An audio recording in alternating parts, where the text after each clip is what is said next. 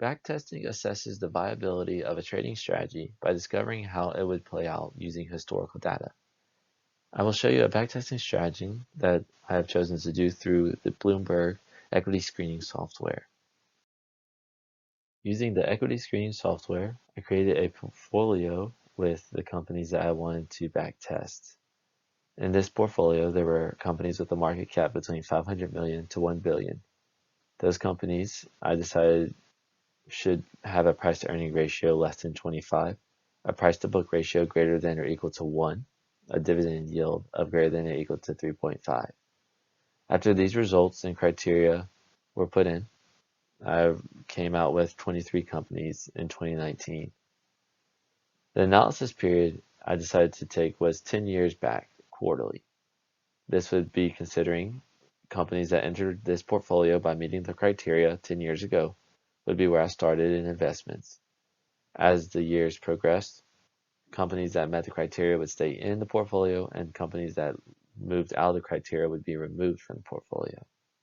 This kept a active management of a portfolio, which is what I intended for a backtesting strategy.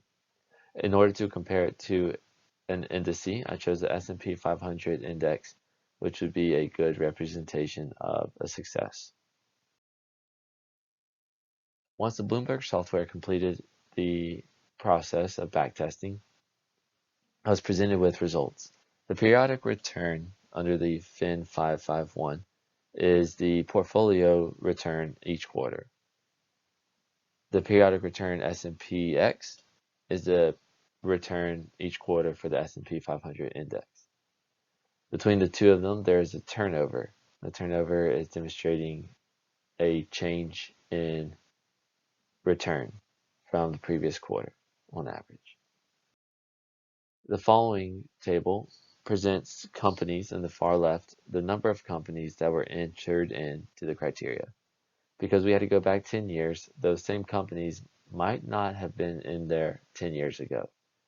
So with that being said, it started out with 13 in the portfolio. The following quarter, 10 were the same, 1 was added in, and 3 were removed.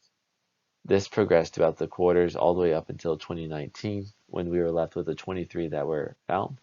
As you can tell from the previous quarter, 14 of them were the same, 9 were new, and 10 had dropped.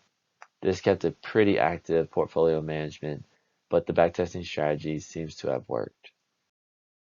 The results that show prove through the graph that the active portfolio managing of the screen portfolio returned 359.9, while the benchmark S&P 500 returned 248.35.